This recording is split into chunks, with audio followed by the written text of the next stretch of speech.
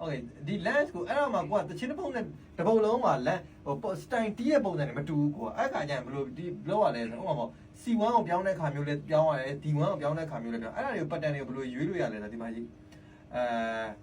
ဒီမှာဆိုရင် wide open ဆိုတဲ့ pattern ကိုကျွန်တော်ရွေးလိုက်မယ်ဒါဆိုရင်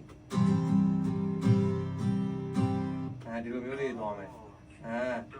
ပြောင်းသွားတာဟုတ်တယ်အဲ့လိုမျိုးအခုကျွန်တော် C1 နဲ့အခုကျွန်တော် D1 နဲ့ကျွန်တော်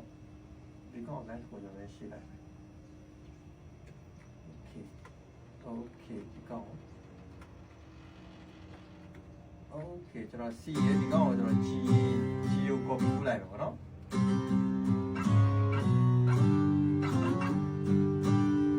okay အားဆိုရင်ဒါက